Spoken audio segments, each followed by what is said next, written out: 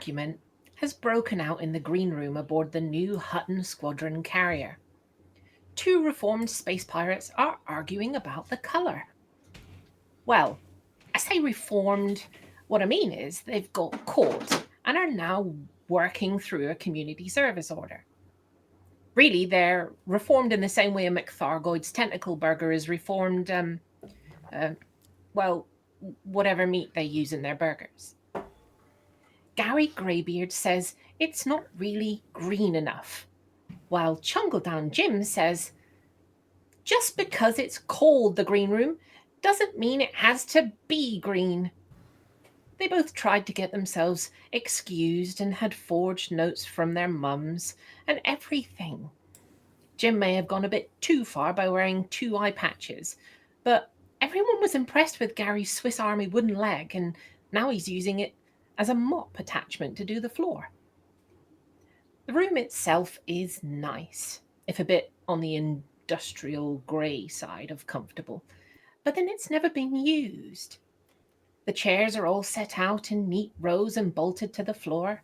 A large display screen is mounted on the wall in front, also bolted in place, and what can only be a 2-way mirror made from reinforced security glass sits watching from the side wall. Suddenly, the smell of wet dog, dirty nappies, and yesterday's curries wafts in. Their noses wrinkle in distaste, and they exchange a look just as realization dawns. That smell. It can only mean one thing. The commanders are here. Both pirates make a run for the door, but it's too late. As they press the release button on the doors, slide apart to reveal a horde of creatures that makes the Mos Eisley Cantina look like a Miss World contest. There's no escape. As they are bumped and jostled back into the green room, the screen comes to life and a voice says, "Our mics are live."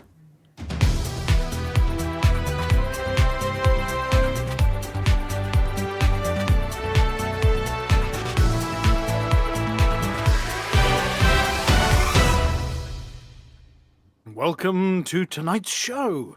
I'm Rudolph Hucker, and I'm not venturing into the green room to retrieve those two. Serves them right for being ne'er-do-wells.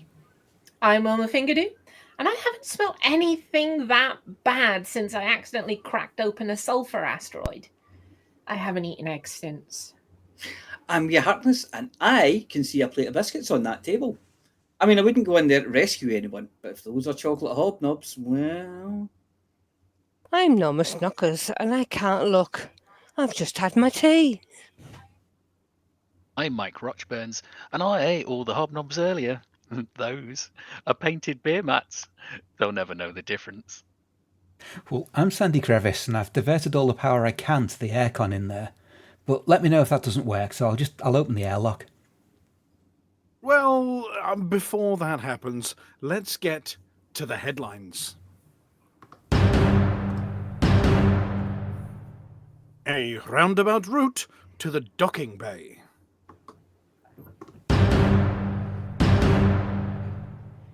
Carrier concourse opens mall. Cancel culture bites the Pilots Federation. Hardy has hardly a penny to his name.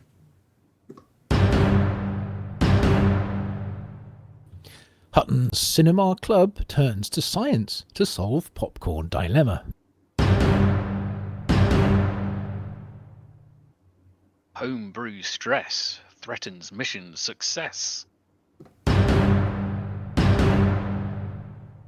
And I wade through the morass that is this week's Hutton BGS bit.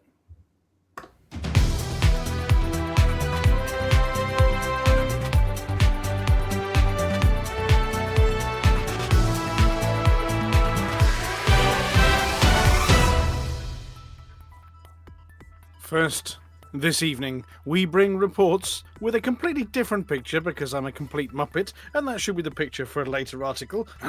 Apologies to the team. Of the resurrection of a phenomenon once widespread, but in recent centuries has fallen out of favour.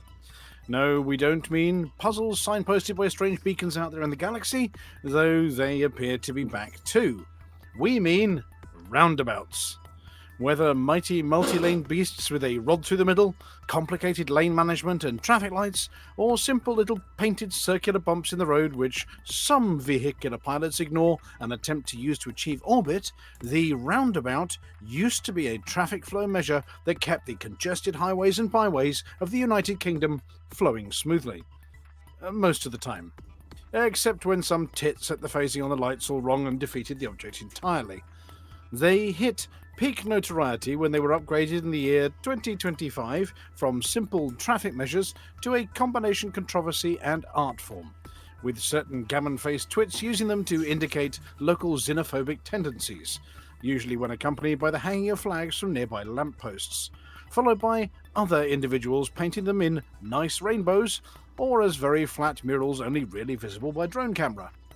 In an effort to curb excessive approach enthusiasm in congested parts of the galaxy, the Interstellar Orbital Traffic Authority confirmed the introduction of three-dimensional roundabouts, or sphereabouts.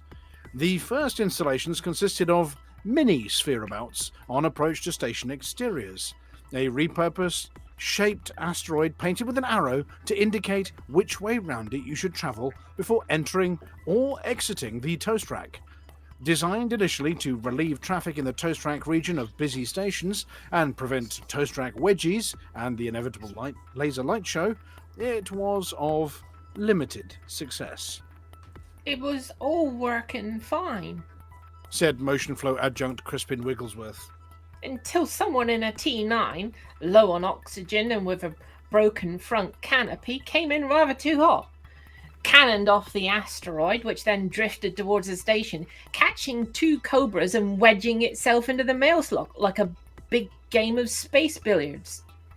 Took us a week to unwedge it with mining lasers, mainly because it's inside the no-fire zone and station defenses were stuck on auto, meaning each ship got one or two shots in before being vaporized.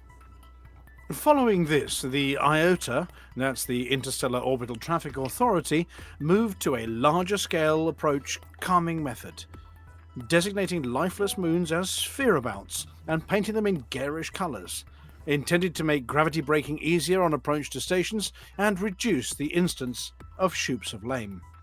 Transport Subcontroller Barnabette Trenchfoot gave us the lowdown on the experiment. The problem is that we're intergalactic. The Alliance wants to go left, the Federation to go right, really right, and the Empire goes where it wants. No one uses indicators and lane work appears to be treated as optional. Looking at her clipboard, she continued, Commander Trellis Snoot Loop was undertaken by a clipper going way too fast and shunted into the outside lane. Count Bassi of Merang, the 7th, actually I think that was a false ID he gave us, missed the gravity insertion point and face-palmed the moon. And some drunkard repainted the same moon green. all in all, not a promising exercise. And finally, in internal station design, a roundabout was deployed near the quarters of one King Hankey for clone traffic calming. It all went wrong when someone repainted the night motif on the roundabout into a seahorse with the words "Giddy Up Seabiscuit," and one of the clones decided to try and ride it before falling into some spilled 3D printed spiky pawns. A visiting pilot was heard to mention, In our stations, this is where we would have the traffic lights. Ach scheiße, wo ist meine Handy? Es ist in der Schleichfahrt. Ach, es ist okay, es vibriert. Das ist gut. We tried that. The queue outside Wanders are still there, waiting for the light to go green.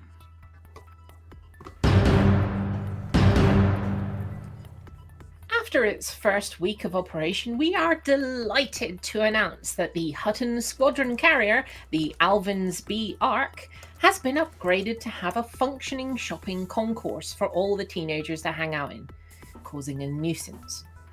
Alongside the Pioneer Supplies outlet, offering all the latest in combat weaponry, Artemis suits, and of course a selection of fine grenades, there is the Vista Genomics franchise outlet, accepting all manner of dodgy, bottom-of-the-mug biological samples, and offering credits for chunks of space loofah, and rather squidgy, crisping drawer space cucumber.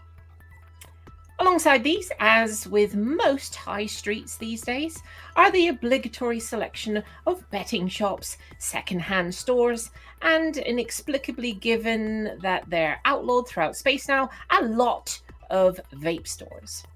There is still no news as to when the bar will be opened.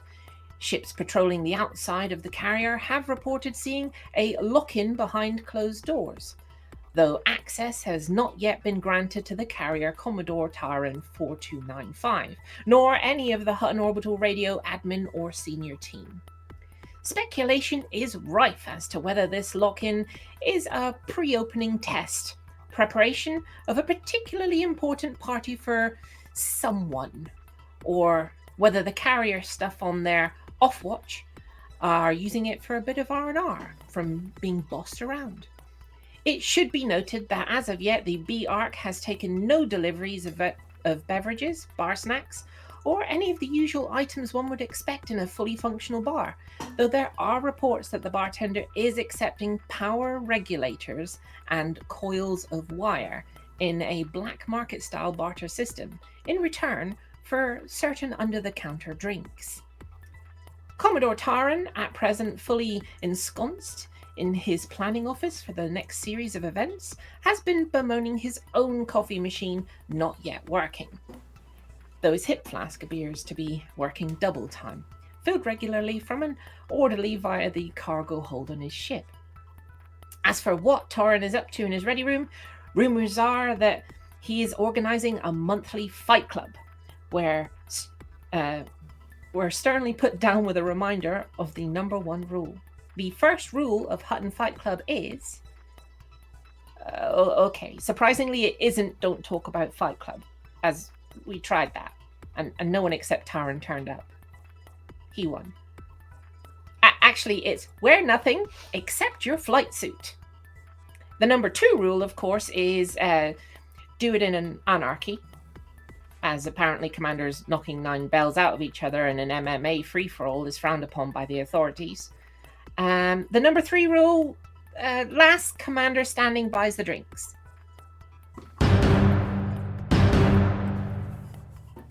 The Pilots Federation ever wants to have their metaphorical finger on the pulse of cultural trends, have jumped upon the latest galactic trend for the media. Yes, they've decided that cancel culture is a thing, and have in earnest cancelled themselves.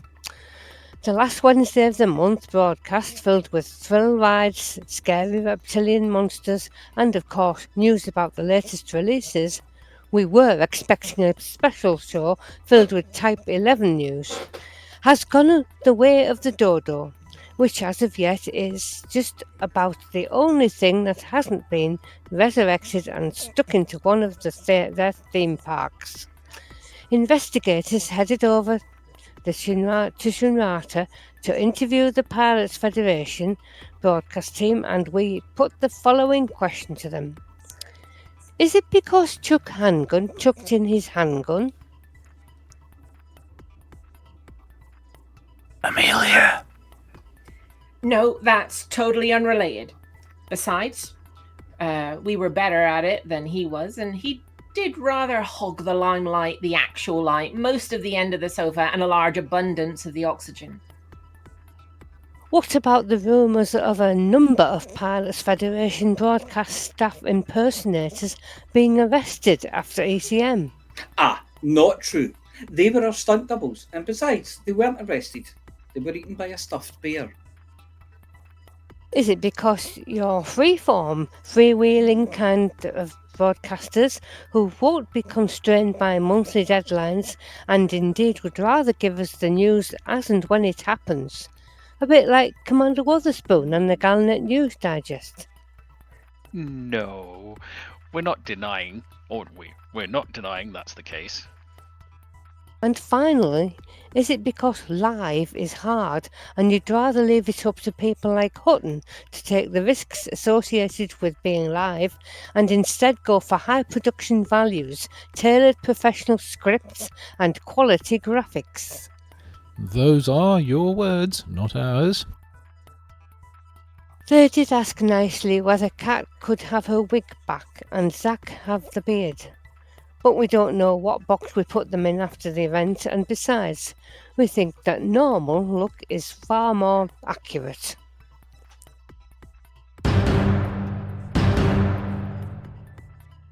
Commander Hardy, or more accurately Commander Hardy's clone, has this week taken delivery of a fully operational squadron carrier, thereby creating a squadron comprised entirely of himself. This is in addition to his fleet carrier, meaning he's starring in his own edition of One Pilot, Two Carriers, available now at Wonders. According to reports, the purchase has been planned for quite some time. Funds had been set aside, a name was chosen, the paintwork was applied, the welcome message was configured, and then he pressed the button. After the transaction was finalised, his account balance was found to contain less than the rebuy value of his cheapest ship. The standard costs associated with carrier ownership, such as fuel, crew wages, weekly maintenance, pad tax, corridor lighting, or waste extraction, were not discussed during the initial planning meetings with himself. As a result, the air filtration system is operating on a reduced cycle.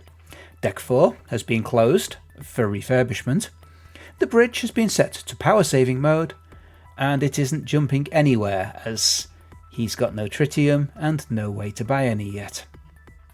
Commander Hardy is now flying very carefully.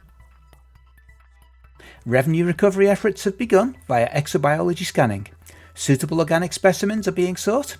Early attempts to locate something worth sampling have so far resulted in one minor rash and a cargo hold containing 3 unidentified goods.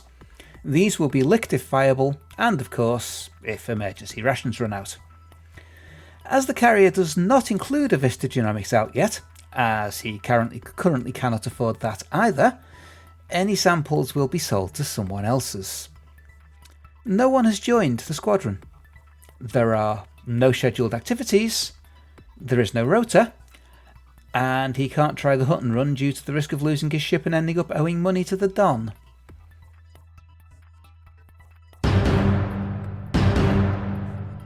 The newly commissioned Squadron Carrier Cinema Club hit a snag this week when the first showing of jump scare special movies led to clouds of popcorn drifting in front of the screen, obscuring the obligatory subtitles for those requiring them. It turns out that popcorn plus zero gravity is a menace. The initial solution was to install a series of fans in the floor under gratings, providing a handy breeze in the downward direction, causing popcorn to accumulate at floor level. But after a few commanders complained that a stiff breeze during Lawrence of Arabia spoiled the desert sequences, which was most of the movie, alternative methods were investigated. This led to research from the Hutton Orbital Ideas Department, considering that A. the decks were already magnetised due to the use of mag boots in zero gravity, and B. the existence of at least one, only one, iron-based salt that wasn't toxic. That potassium ferrocyanide could be added to the popcorn, along with your standard sodium chloride, and the popcorn would naturally be attracted to the floor. The only problem with this is that potassium ferrocyanide is unfortunately paramagnetic, and therefore repelled by magnets, meaning the popcorn all drifted up out of the buckets and made the problem worse. Step forward. Potassium ferricyanide, a bright red salt which is magnetic. Popcorn headed for the floor. Problem solved. Which is all fine and dandy until you realise that it's non-toxic only as long as it doesn't mix with a strong acid, which then releases hydrogen cyanide, an acid like maybe stomach acid, which would then make everyone very unwell in a quite wide radius next time someone belched. This, of course, has its own solution: the addition of antacids along with the sodium chloride and potassium ferricyanide, rendering stomach acids down to weak. And onward to the next problem: indigestible popcorn, which of course is then solved by the use of amylase enzymes present in saliva. The solution to that problem was to introduce pre-popcorn drooling, which means that adverts featuring a certain bluehead princess be played before the picture, plus certain buff individuals with their shirt off, advertising aftershave, and of course various smells of cooking, fresh bread, fried onions, and the like be wafted into the cinema. Problem solved. Commentators mentioning that the best solution would be to ban popcorn were shown the door by someone with a little torch. Next week's film, that French cinema masterpiece, Le Gaufre.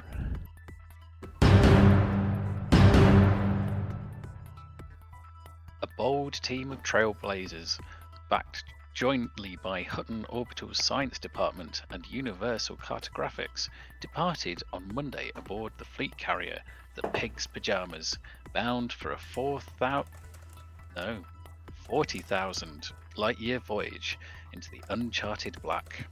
Their mission? Survey a largely unexplored swathe of remote, deep space. Led by Commander Overlight, the motley crew has already leapt some 30,000 light-years from the bubble, scouring planet after planet for signs of life, valuable resources, and stellar oddities. The fleet carrier, the Pig's Pyjamas, has proven more than up to the task, fully equipped with all the modcons a carrier should have, including fully stocked Pioneer Supplies boutique. Of course, no grand adventure is immune to human folly. Roughly 20,000 light-years out, intrepid explorer Commander Zymologist, I'll get the apology officer to apologise later, a suspected clone of award-winning brewmaster Commander El-Masari, realised he'd placed his cherished homebrew kit ahead of his Artemis exploration suit. Panic rippled through the bridge when he announced the oversight, only to be soothed by the boutique's gleaming inventory. I'm going to have to say it again. Zymologist emerged with a brand new EVA suit, a top-of-the-line scanning tool, and a bonking great gun, just in case. While welcoming Zymologist convention, I'm going to try again. While we welcome Zymologist's his presence and anticipate a few spirited tastings en route, his legendary brews are rumoured to require the minimum of 2 weeks conditioning in 0G, potentially slowing the mission timetable.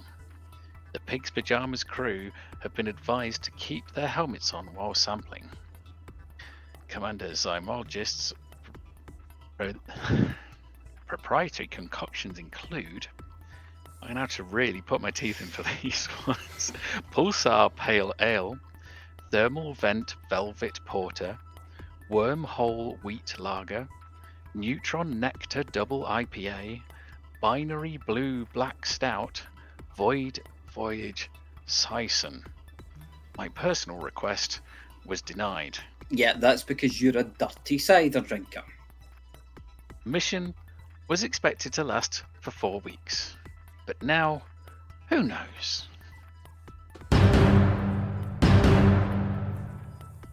Welcome to the Hutton BGS bit, where we run through the current, well, nearly current, BGS Liquid Dose of the Salts. We are still retreating from the arse garage. Common sense, really. There is an outbreak and a war in Pyredi. I wonder if there are lots of Pyreds in Pyredi. Anyway, it's us against the Gold League Solution, so best to wipe them out before they sue us or something. There are about 7 or 8 little wars kicking off in colonies across Hutton space, but nothing to write home about. Elections are in. Calls 285 sector KF-C OKFC KF-C B27-2. Call 285 sector PKE C12-3.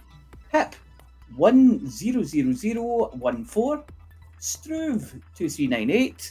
Swimes FJ-H B2-5. And Rego IV-T B30-1. They really need to let us start renaming our own systems. Anyway, investment continues in Banter Star, but has now spread to both 359. Booms this week are in 36 of Yuchi, Epsilon Eridani, PSPF LF2, Ross 671, LHS 1827, LHS 47, LTT 7072, Tauta, and WISE 1405 plus 5534. But what does that all mean? If you want to truck it, then truck it to Banner Star or both 359 for maximum profit. Failing that, truck it to one of those boom systems. If you want to mission run, then how about running missions for Hutton in one of those election systems? And if you want to shoot it, then get yourself over to Pyretti and shoot Gold League Solutions. If they're all dead, then you should be able to find some more entertainment in the colonies. And that's it for this week's Hutton BGS bit. Can't find me button. Boom, boom. It's not just me. Seamless. Oh, I have that button. Oh, it sings. And relax. Permission to relax, Rick. Yes, under your belts. Kick back your seats. Oh, goodness I gracious. feel me. that went well. It Yes. did, yes. Yes. This is Hutton. It went a lot better than the Pilots Federation Wednesday broadcast did. Well, that didn't wait. Theirs was completely seamless. Yeah, it was utterly seamless. There were And no frameless. seams at all. Well, they had Yeah, one big, massive seam, didn't they? well, yes, Yeah, they forgot to it hit wasn't stream. there. They forgot to do it. Well, you say forgot. They did actually put a notice They did. out. Yeah, they about gave us it. plenty of advance notice. I was yes. Was it I'm 3 saying that. hours I or was trying to 4? I was trying to find the actual announcement itself, and to read the words. I mean, there is something to be said with potentially them sulking over the ECM broadcast and how good their stunt people were Mm-hmm. and impersonating them. I mean, that picture of who was it? Rob Maynard and Throw-In and Florine, Henry was our under very the. own Hugh Pratt. Mm-hmm. Oh, I yes. thought it was the spitting image of Arthur, just 1/8 the size. Yeah. A scale model. And I did- and I you did- know what? Let's go on then. I did show him a picture of Arthur, Kat, and Zach on the same sofa later on that day, and you could see the resemblance. You can definitely see the resemblance, yes. In all three of cases. course- and Paul Crowther looked exactly the same as he always does on their live streams, mainly because he's behind the camera. But yeah, it was maybe it was that, or maybe it was any of the reasons that Flossy was reading out. I mean, what do you reckon, Flossy? I mean, is it because they've realised that the high production values of pre-recorded content are better than wrangling it live and inserting seams like we do? I think Yeah, it's... so Sorry. very often they're not quite ready to show you this yet or show you that What yet. we're saying, the devs say, no, not yet, and it leaves them Yeah, twiddling their thumbs like on the the sofa last- saying... The last one was actually cut short because I think they were going to tell us about something, I can't remember now. And then they said they weren't Vanguards? ready. Oh, right. Vanguards, that way, yeah. Then they Yeah. said they weren't ready to talk about it yet. But they So released it anyway. Bit ended, was a lot shorter than expected, even though they put us on for the first bit. And the rest was obviously a lot shorter because they weren't expecting to have much. So I dare say Yeah. something comes down to just last minute decisions as well. You know what it's like? You're waiting on somebody deciding if you can talk about it. So you're waiting and eventually they go, nah, not yet. And I then don't know you're what you kinda mean. left with a yes. Yeah, we never have last minute decisions at Hutton. We're always ready Yeah, at least no, 3 or no, 4 is minutes that- before the show. We always broadcast and be damned. Is that production and development being beholden to the media outlet? There might be some internal discussions about that one. I'm familiar with those challenges. Anyway, look, we've got other bits to talk about, but we do have a special guest. This is theoretically a Green Room week, but we've decided this week that the entire Green Room has been dedicated to Commodore Taren 4295. Has anyone seen Taren about this place anywhere? And can we let him out of the Green Room and tell him to leave the beer mats that are shaped like hobnobs alone, please? Yeah. I'll open the doors very briefly and let him in. Oh, can you get him in there? Yeah. Oh, can you smell wet dog? I can smell wet dog. Hang on, Taren, come here. Hang on a second. Let me get him. No, he's not moving. He's done what he's done to himself. No, he's got his shirt off. He wants to wrestle. He's here. No, there we go. There's Taren. Unfortunately, Commodore Taren. Good afternoon. Evening. I have to ask the one important question before we start anything here. Are you shirtless? I have a shirt on. Oh, okay. Thank God for that. Oh, good. For the benefit of our listener, yes. The rest of us aren't. But the pattern on the shirt is molded exactly. It's taken exactly from your body. Yes. Anyway, well, look, we're going to do the banter bit for the moment, Commander Taren, and then obviously because you have a tight deadline, important things to do on the carrier, we're going to have to let you go to plot its next route or whatever. So we're going to chat to you in a little bit. We thought we'd drag you in early to talk about the various headlines this week, and so obviously we have spoken very briefly about the cancellation of the Pilots Federation live broadcasts. Yes. We did have Article 2, which Amelia read, I think, all about your new concourse that you've opened on the B Arc. Oh, yes. Tell us about the concourse. Well, the Pilots Federation was nice enough to open up the some of the shops finally. So we got the wonderful. Oh, hang on, what do we have in here? What's over here? The shipyard. That's very important. Yeah. And then it's a bigger shipyard than normal carriers. It's got an extra room that does nothing next to it. Is it Frontier Solutions? Yes. No. There's a shipyard. You go into it, but you can turn right as well as left. But left is the desk, I think. Yeah. I'm still trying to figure out how to get on board the ship launch fighter that's there. So. Oh, that one, the little red one through the window. Yeah. Yeah. I think it's which kind is it? It's the tough one, isn't it? What do they call it? No, it's not that one. It's that the one. Taipan? The Taipan, that's it. Yeah. Yeah. I think it's the Taipan. Well, I understand that's your own personal launch that you've got your own lift down to as Commodore of the fleet carrier. Yes, I'm still looking for that lift. But that's okay. I'll find it eventually. It could be one of Cully's scale models. You need to get your fob upgraded. Go to security. They'll fix it for you. Yeah. Yeah. And then, but you also, what else did you open up for us? We have the Vista Geonomics.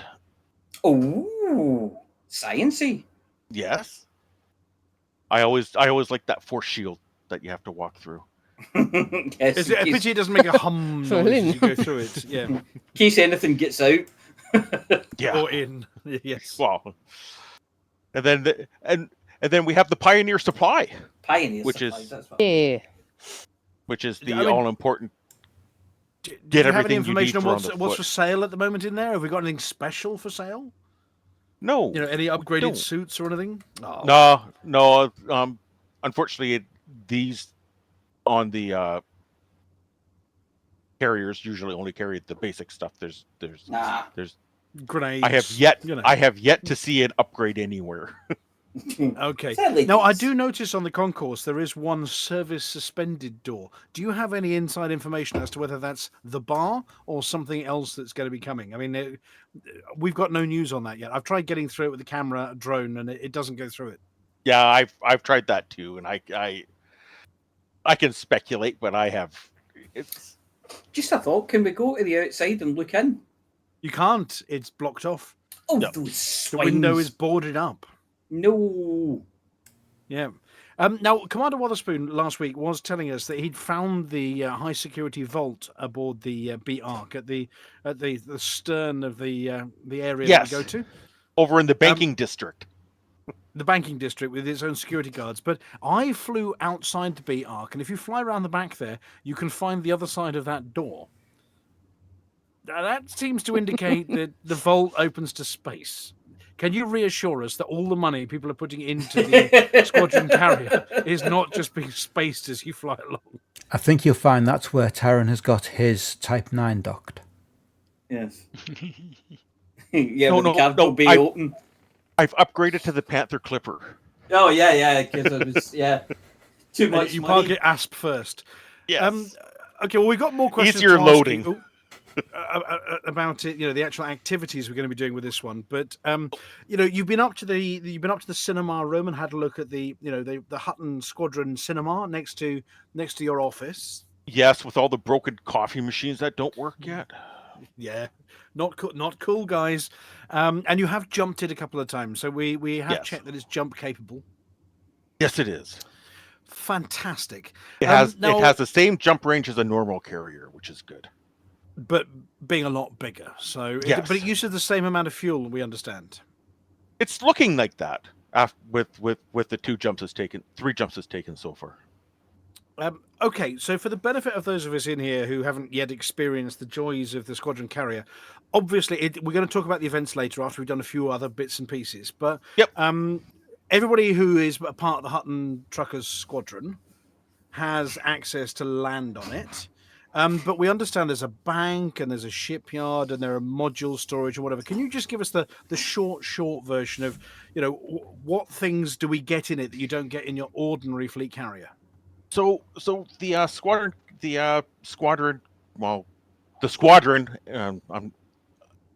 carrier in particular allows us to be able to store ships on it.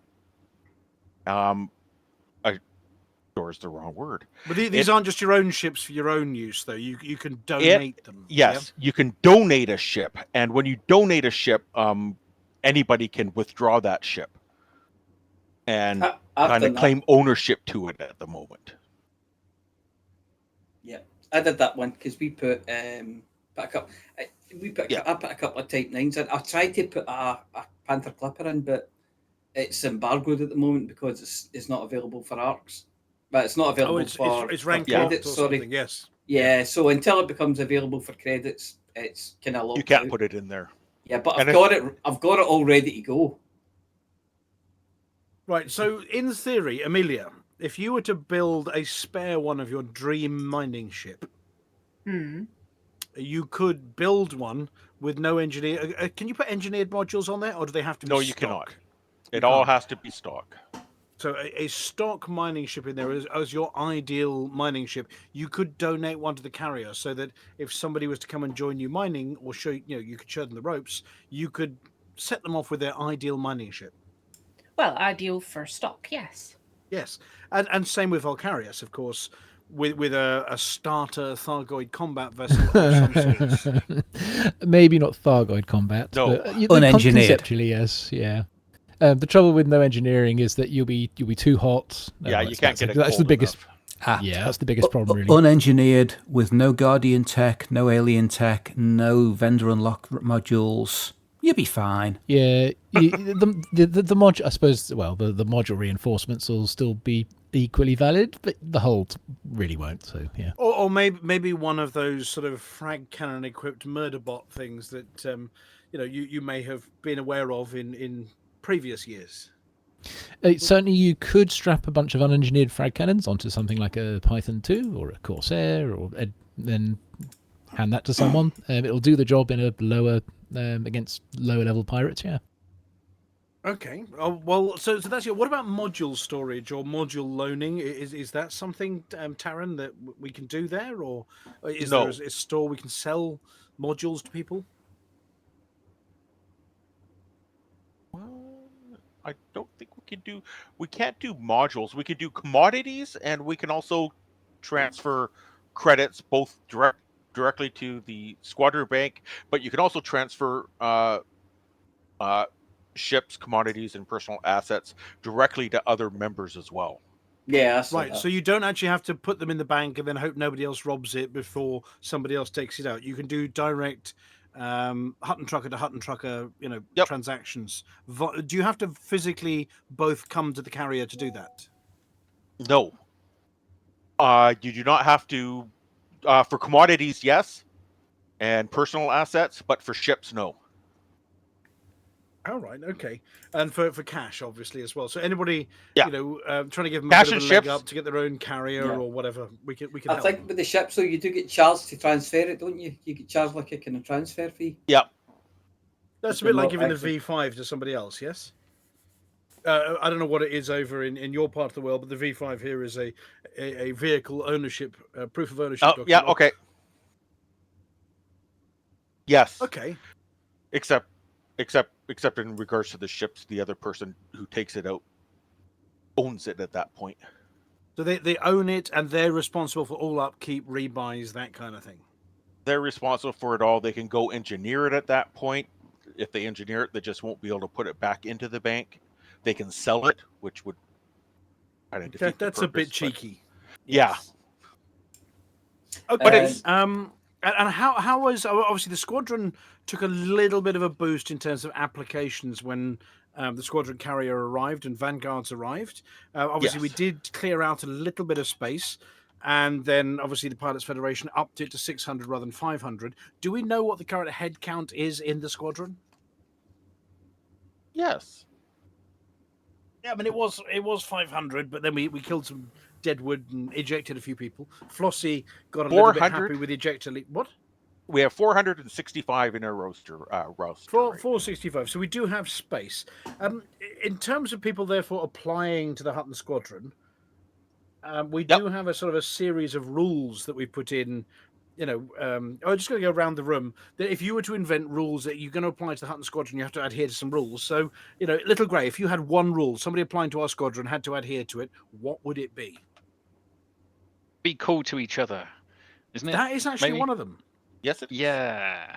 Yes. Lithobreaker? Well, if you're going to bother replying, don't leave the text as stock. Tell us who you are, what you do, and why you think Yeah. you fit. I'd like to join your squadron. Full stop. Enter. Will not get No. you into the Hutton Squadron. No. What would you write instead, Litho? Ooh, I'd write something like, I deeply love mugs. I've been to Hutton too many times. I love player-with-player action. And I always carry dog treats for Alvin. Your opinion on the number 11? Oh, Let's not even go there. I have no opinion on the number 11. My 11 was stolen because I didn't have a purple burglar alarm. Or a cuddly wurly. Okay. So, Flossy, if you had to put a rule in there for somebody applying to the squadron, what would your rule be?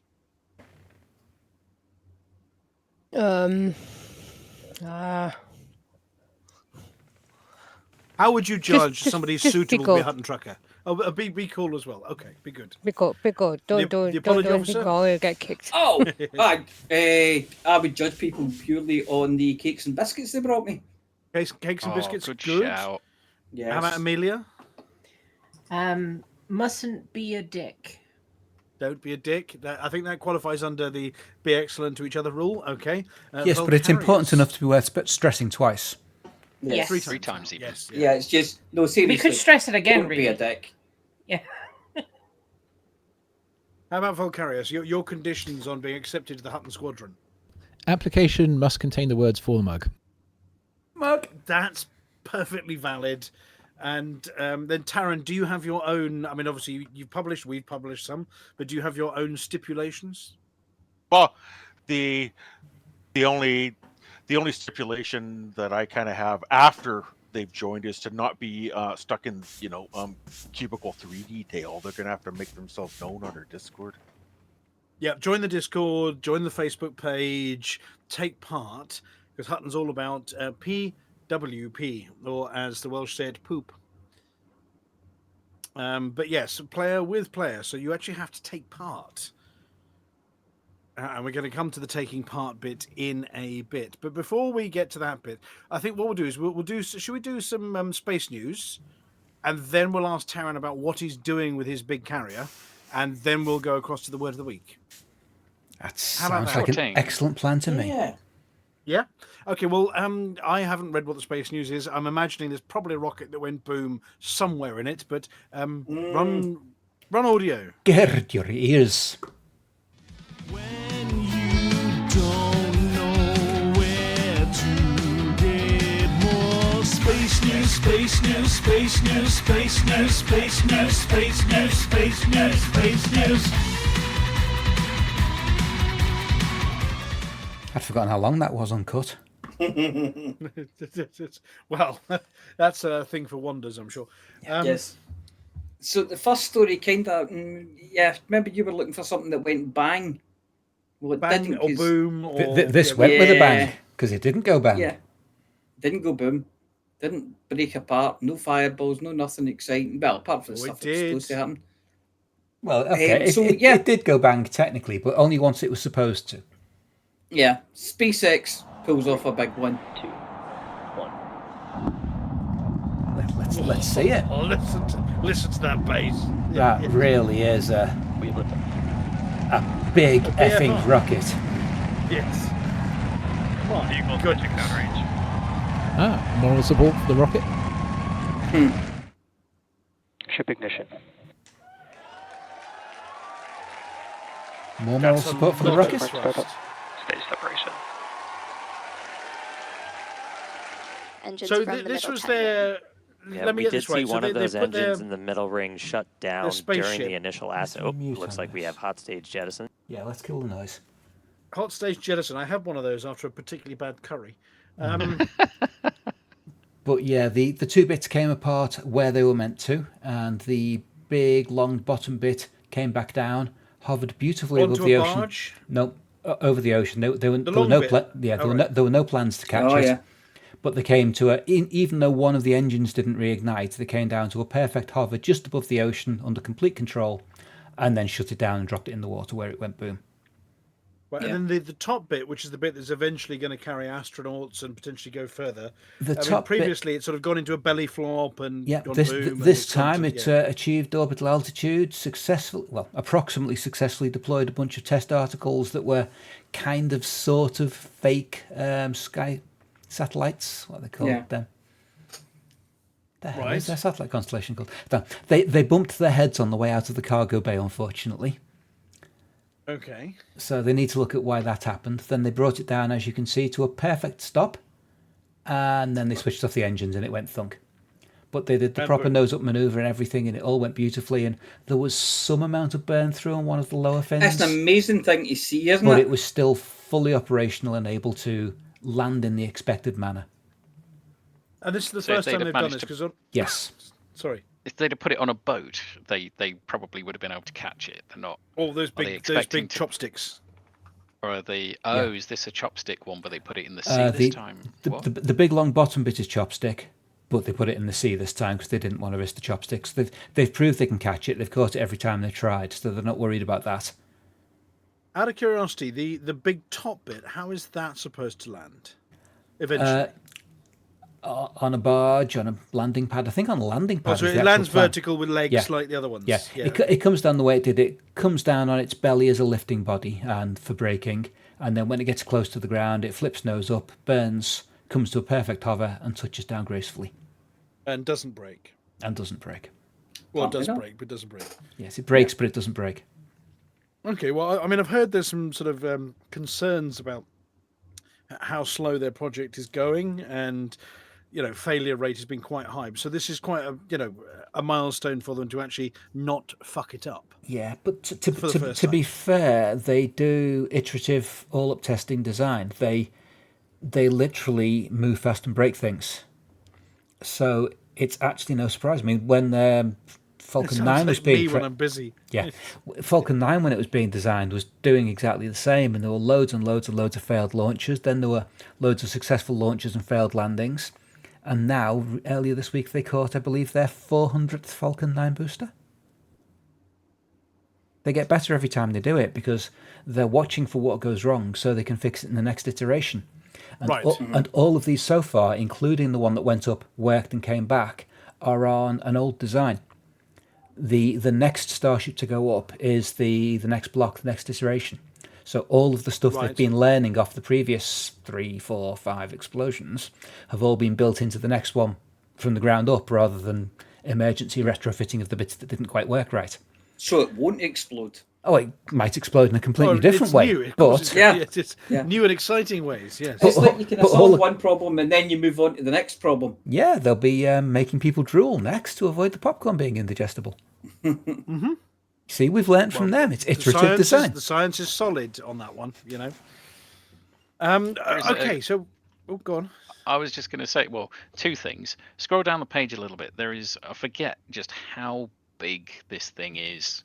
There's a scale of how it sits against the space shuttle. But and there's the no space banana. shuttle is big. Having It's too stood small for under the one scale. over in LA, that's in the. I think they're remounting it vertically. Yes, and that was just the shuttle, not its sort of various booster stages and fuel tanks. It's huge. It's a monster.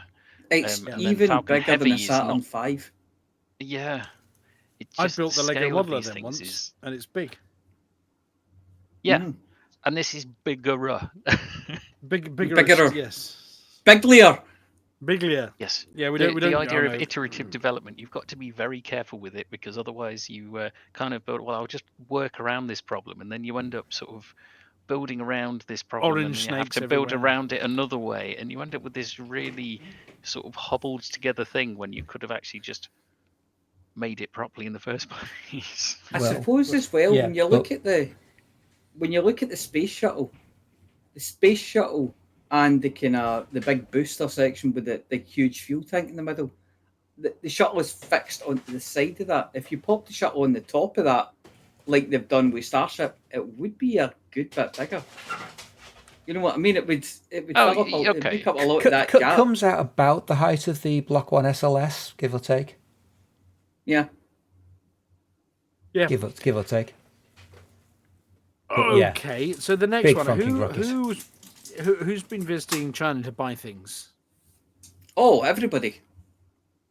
Off to Timu Moon. Off to Timu Moon to visit Mr. Spoon. Careful. Mr. Spoon. Somewhere so in yeah, here, I was going to say Ban Ki-moon, but anyway. Ban Ki-moon, I'm not no, sure. Ban Ki-moon wasn't Chinese, was he? I know, that's why I was not saying it. So yeah, China's racing ahead with their attempts to get to the moon. I've got to say though, That's I not think the moon. I think that using a crane is cheating. Yeah. On planet Earth. Yeah, they need to add the special effects to that one. That's definitely not the moon. I suppose it's a green background, kinda. Yeah, I suppose. Video. Yeah, I suppose what Chinese will tell you is they've just terraformed it. That's what the moon looks like now. It was an autoplay on mine. The record thrust. They look how violent the ejection of the capsule is. So I guess it's traditional rocket with the crew at the Adverts. top, and they get literally rocketed off of the top of a rocket. So it's got to go faster than the rocket could be rocketing. Oh, is this the launch escape system? Yes, and it doesn't half shift. I can't imagine how jarring, like the injuries you're going to sustain from that rapid acceleration is. It's actually nuts. There it goes. Hang on, is it finishing the adverts? But I suppose the thing is, you have to be alive to feel your injuries, don't you? Well, I suppose so. My goodness, look at the plume on that thing. The thing is, the plumes are because the rockets are facing out at 40 degrees, so they have to be equally balanced. So they must have some sort of vectoring on these. The thing is, it's not as insane as it seems because during launch you'll be getting between 1.5 and 3 Gs. So to pull away from it, you only need to be pulling 5 Gs, 6 Gs.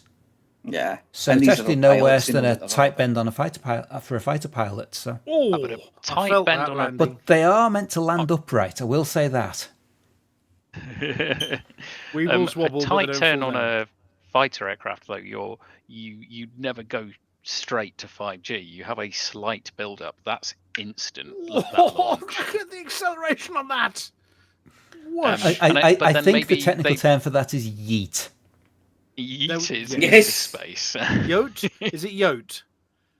Jotun. They was Jotun. He has been to Jotun. Okay. So, yeah. Oh, here's the one. Oh, More ads. Do we care about ads? Should we just move on? Skip the ads, yeah. Oh, look, there's another ad. Yeah, skip the ads. Right, There's a little and bit the at the last bottom one. about moonwalking suits, however. I've not actually read it yet. Are they the They've ones where the unveiled feet go backwards? Country's lunar spacesuit. The spacesuit consists of protective materials and shields for astronauts from lunar thermal environment.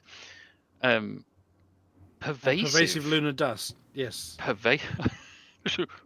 Is it on a It register? bloody gets everywhere. It's worse than sand. It gets flipping everywhere, okay? Crevices you didn't know you had. And there it is. Get full More of ads. lunar sand. Yeah, and it's not cool. Oh, there's a still. Oh, no, there's another ad. That lady gets everywhere. And there's a still with Chinese writing on it. Yep. To be fair, it does just look like a spacesuit. Spacesuit. Yes. I think the Chinese writing says knee. Oh, it's taking a knee. Okay. Knee. No, it's pointing at the knee of the suit. Oh, Yes. right, okay. Head, Right. shoulders, knees and toes. Knees and toes. Okay, Anywho, apparently I thought that would be the new lunar suit is an evolution of the Fatian, Old lunar suit. which means I can't remember. You scrolled it off screen, so I lost it. It's back. It probably It's means back. spacesuit in Chinese. It means flying in There the we go. sky. It's flying in the sky, and the name of a legendary Buddhist goddess. So the suit for walking on the moon is called flying in the sky. Oh no, it's an evolution of the flying in the sky. Right, that's all right then. Yeah. Yeah. The reason they're pointing at the knee is because it allows for walking, squatting, bending over, and kneeling on the grey dirt. Awfully versatile. Okay. Yeah, like moving normally or something. Yeah, possibly the other ones, the American ones, probably didn't do that because they were quite. No, they didn't. Yeah. They allowed for Well, looking at the standing and arms, waddling. It looks Yes. perfect for doing a Danger Will Robinson with those arms. Either that or the astronaut inside is very buff, and those are his natural guns. You know. I think the old whichever. ones had lots of kind of dustpans and things on sticks, so that it didn't need to bend down. And Yep. golf clubs. Mm-hmm. And golf clubs, yes, and golf clubs. Yes, yeah. How they must have just dropped the golf ball and hit it. They did. Okay. Yeah. Okay. Right, and our final one of the space news before we go back to Commander Taren 4295 is James Webb Space Telescope has observed an interstellar comet. So, which apparently actually exist when we fly around the galaxy, but we can't see them because they're off. yeah, it's near infrared. So it's used its near infrared spectrograph. So yeah. Okay, so it's found up where did it observe it? First question. in the sky. Okay. I'm actually just Inside our Helpful. solar system or Yes, outside it is 3i Oh, no, Atlas. it's It is the third interstellar visitor that has been detected yes. And how do they know it's interstellar? because it's going flipping fast. Right. Yes. So it definitely isn't in an orbit. It just is going wee. Yes, through the it is in an extremely hyperbolic orbit. Okay. It's doing a little wiggle of direction as it passes the sun, and then it's waving bye-bye, and it will not be And do back. we know where it came from? Somewhere else. Well, no, I mean, they can We're obviously full of pop apart. information tonight, aren't we? It came from rimwards. It came from somewhere in the outward direction of the galaxy. But So if you're that's using a pretty much all I galaxy can map, say. Yeah, south. And we're at the bottom-ish, yes? South. It came from bottom, further yeah. South. Yeah. Right, okay. So it came in from the Formidine Rift. Yeah, broadly. But beyond that, they can't tell because everything it passes changes its direction a little bit. So it's Yeah. somewhere out that away, pointing vaguely. How big is it? Not very. Yeah, comets never are very Does it big, are say? they? As far as I remember, it's not in this article, but I think it's tens of meters. So in terms of capybaras, Amelia, translate for us. It's some. Yeah, there's not much in this. Scores. Actually. Yeah, there's just a pretty picture from James Webb. Hmm. Yeah, the comet itself was spotted back end of last year, I think. Right. But it's getting to a relatively viewable. At its brightest, I believe it will be visible with binoculars. Wow, that's pretty good. Okay. If you know And exactly I'm assuming where as to if look. it's that fast, you're going to be, Amelia is going to blink and genuinely miss it again. Well, it may be going fast, but space is big. I mean, really big. Mind-bogglingly big. Yeah. Right. Okay. Cool. Okay, is that it for this week's Space News? That's it for Space News. That's it for Space News. When you don't know where to get more space news, space news, space news, space news, space news, space news, space news, space news. Who is shredding that guitar? I bet it's Flossy. Could be. Could be. Okay. Now, Flossy and Commander Taren, are you both there? Yes. Yeah. Because, I mean, obviously Flossy's got some news about this week's CGs coming up, but it's been a while since we resurrected the CCCGs, which, for Taren's benefit, Flossy, are... Community created, community gold. Now, Commander Taren, you didn't realise you were creating one of these, but you have and are creating some CCCGs. Okay. And this is all to do with the new squadron carrier. Everybody else jump in with questions when we get to it. But the purpose of the squadron carrier isn't just to sit there in space looking big and large and have, pioneer supplies. It's to go do things. And you have a plan. I have lots of plans. Okay, so obviously we'll start with the number one plan. Is it the Alan Parsons start project? with the least nefarious. With frickin' lasers or what? Go on then. Introduce your first plan, please. Well, so the I'm running some sort of an event every 10 days. Both for the evening in both the UK as well as the evening in North America. Mm-hmm. So the every land 10 of the days, Merkin is that to people catch? and friends. Is that to every 10 days? Is that to catch the kind of the weekend only players and the people who only got on certain days and things like that? Yeah, that was kind of my thought. I wanted to make sure at some point everyone would be able to be included in doing something on that particular that's a good day. idea. So. Yeah. And 10 days randomizes it enough, doesn't it? Yeah. Yeah. Yeah. Cool. When I started the first one, I had to get special permission from my wife to ignore our anniversary. So.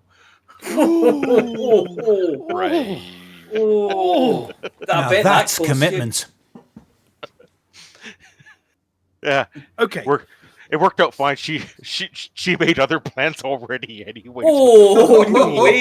How long have you been married? 20 some odd years. Yeah, it's par for the course. Yeah. Nobody needs reminding. Okay. So we when went out to the and brain what trees. is the first one? We went out to the brain trees and yep. A couple commanders tagged in here and there as they were having You're a hopeless romantic. The time to come in.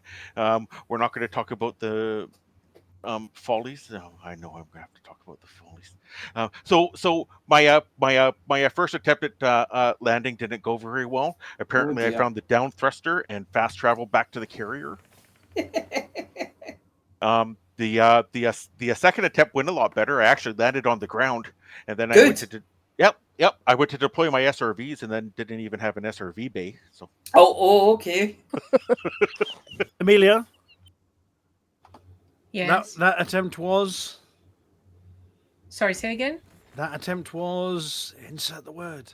Seamless. Yes. Yes. And the apology officer we might need. He's not sorry. That's awesome. All right. Okay. Oh yeah, it was quite good. And then I'm assuming this is you talking about the in-game event and not when you took Mrs. Taren for your anniversary. Correct. in your non-existent SRV in the SRV bay, you just sat inside your ship going brum brum brum. Just stayed in the house. Nothing in the garage. She'd like that actually, but yeah. And then we have another one coming up on September 1st, and I currently have a poll up with a few options to see what September everyone 1st wants is which to do. day of the week? I think it's a Monday. Monday. It'll be a Monday. It's next Monday. Yes. Yep. 4 days from coming. now. Okay. This Monday. No, this Monday. 4 days away. As in 4 coming days. in. Yeah. Which is the next Monday. Yes. Oh, I'm No, not. next Monday. No, last Monday's If you're in 25th. if you're in This any Monday's doubt, the 1st. if you're in any doubt, it's the 1st of Monday's the September. 8th. It's the day after the day after the day after tomorrow. Right. Okay. And so, what are our options in the poll? How do people join in the poll? How do we get involved with deciding what we're going to do? So the poll is on Discord. Is over in our Discord. Mm. What are the options so far? Currently, we have going and doing some CQC. We also have there's been a lot of chat in the Discord about ways to get materials for upgrading your suits and armor for Odyssey. Where do I find this poll? I'm just looking at the moment on our Discord. Special events down at the bottom. 10 days to Hutton.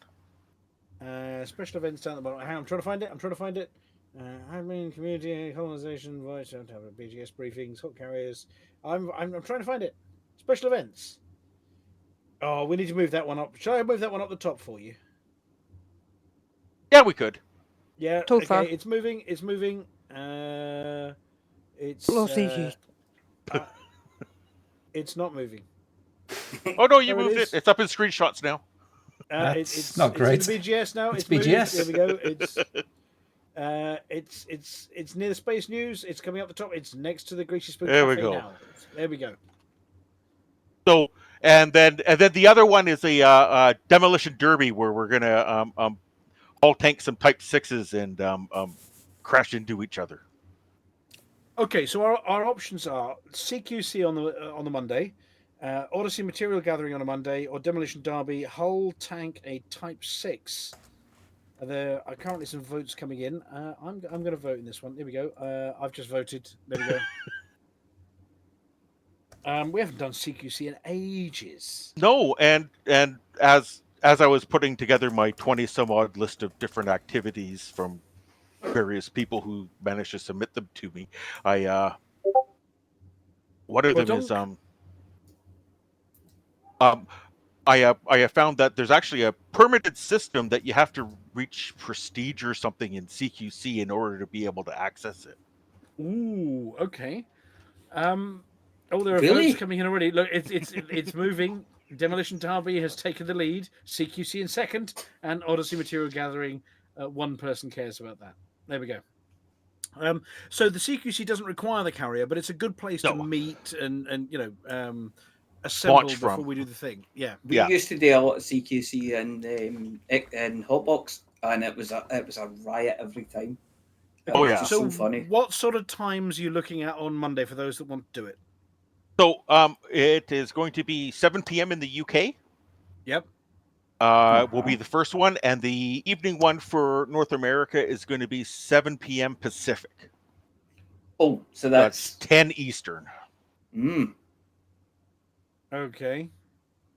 That's 3 a.m. UK time. Yeah. Because anything else isn't really going to work. Is it? Yes. Fantastic. Okay. And when are you going to let us know which one's been decided and how do we find out? Are you going to be broadcasting it in the Squadron chat as well? Yes, I will. And I, in order to give myself time to, put pictures and get instructions together, there's 18 hours. I wonder if I can. There's about 18 hours left on that poll, and then I'm gonna. Right. Actually, and tell we're everyone connecting on Discord. We're gonna coordinate whatever it is we're doing, a Discord channel or here in TeamSpeak, or how are we doing voice on this one? Well, so typically Hutton's, uses Discord for the typey bits and TeamSpeak for the voicey bits. I'm game for whichever. I know that the voicey bits on TeamSpeak might become challenging with certain issues that are happening. So maybe actually just doing it all on Discord for us might be a good plan. Yeah. Okay, so we'll create. There'll be a 10 days of the 10 mugs of whatever. What's the actual title again? 10 days to Hutton. 10 days to Hutton. So I think we just create a voice channel, 10 days to Hutton in the Discord. Come join the Discord. It's going to be the easy way for the majority of commanders. Yes. Cool. Okay. And so 10 days after that, you'll be doing the next one and so on and so forth for a while. Yes. Cool. But then there was also a mention I saw of We Don't Talk About It Fight Club. Oh, yes. Yes. Is this Just a potential future one? Uh, Or in addition to? in addition to. Okay. I'm thinking the first Friday of every month. So what kind of form is this taking? I take it it's not fighting in ships or fighting in SRVs. No. This Did is you know? this is getting out in your flight suit and punching another commander right in the helmet. Yes. Yeah, Yes. Repeatedly. It's proper pansy slap fighting. Yes. That'll be brilliant. Funny. It's when people work out how to start using the emotes to do special moves. Yeah, Like and no walking shields. up and saluting somebody in the WASP names. Yes. Yeah. Right. So there's going to be a bit of sort of that sort of thing from Flossy. Yes. Okay. Okay, and the location-wise, we got a bar fight. Are we going to pick a bar somewhere, a tourist location? It only seems right that you have Fight Club in a bar. Yeah. Yeah. If you the find full a two, Bud Spencer, the Bud Spencer style bar fight. Yes. yeah, just find an empty tourist settlement. They've got a massive bar. That's true. Okay, and you're thinking first Friday of the month for a bar fight somewhere. Once Yep. again, details published in the squadron chat. Okay, and then you've managed to challenge another player. No. We're not talking about that. Haven't done anything No. with it yet. Shut your face! No, zip. Right. Definitely not challenging the EDF to a challenge at all. Nope. No. God, it's like being on a Frontier live stream. We're better than you. Shut up! Right. Okay. Fantastic. Okay, so you're going to... now, I think you're going to coordinate with Flossy, hopefully, so that Flossy can put details up of winners, losers, what's next, that kind of thing, on our Thursday show in the Oh, CCCG. sure. Absolutely. I can do that. Yeah. Is that okay with you, Flossy? Yeah, that's fine with me. Okay. Who won, who lost, who died, who crashed, that kind of thing, and what we're doing next week kind of chat. Unless the event falls on... Now, if the event falls on a Thursday evening, ... Which it will at some point. Yeah, the following one will. Okay, ... Question mark. I'm in. We might have to do it during the show. Yes. Especially if it's going to be the knocking ships together. I'm so in for that. The full Lacon stack of one of each Lacons is an idea. But anyway, I'm just throwing one out there. Because the Type 11 won't be out then. But okay. That's true. Well, thank you very much, Commodore Taren 4295 for the input, and thanks for organising the event. Are there prizes? Well, it's a... I definitely think it's a good a participation is definitely a good way to get your Hutton decal, and that is different from the one that you get with the squadron. I had somebody the one I drew with the messaging to crayon. claim. I had somebody messaging tonight to claim one of those from 5 years ago. Oh, jeez. Yeah, I saw that in the mailbox. Like, wow. I mean, we can do it. Yeah. His actual It's in the quote was that mailbox. he's just returning after a, quotes, short, close quotes, break. Yes. 2020. But yeah, he was a genuine winner in the sports results. Yeah, oh, so, yes, yeah. yes. Wow. Yeah. We'll have to get him one printed off special. It might be a bit dusty. Yes. Give me your trash. Well, look, thank you very much for organising that. Thank you very much to the events. Thank you for you and Flossy for beginning to work on the promo of it for Thursdays. And I look forward to whatever challenge you chuck me for next Thursday. Let's just hope it works on stream. And the carrier is obviously going to be travelling around to wherever location you're planning to provide a hub for these things. Yes. Yes. And I'm cool. And I'm just thinking in the back of my head, would it be good to push CQC until the Thursday and then? Well, it that depends. for the Everybody here, show? would you be up for trying some CQC on a live show? Yeah, I haven't done it in a while, and I loved it when I did. Yeah. If you're pushing the buttons and orchestrating the stream, I'm definitely I'm up pushing for the it. buttons and I'm coordinating the teams. I can do that, not a problem. Yeah. Yep, I'm up for it. I'm up for dying so horribly on if stream. CQC wins on the vote, then we're going to bump it. Get to use my garbage cannons. Oh, yes. And if it doesn't, we can include it in the following one. Boom, Thump, thump, boom, thump. boom. There Go on, are Amelia, ways you to wanna do organise this CQC, too. and I can talk people through Yes, how there to is. actually get into teams. We've done it so many times over the years, but there are reliable ways. Okay, I'm up for that in two Thursdays' time. Yes. Cool. Right. Other than that, I suppose I better hand back to Amelia to ask the important question at this part of the show. Taren, feel free to hang around or Scarpa as you need. Oh yeah, But, no, I'm gonna have to go there. I have an appointment at 2:00. So. You're a bit late. Yes.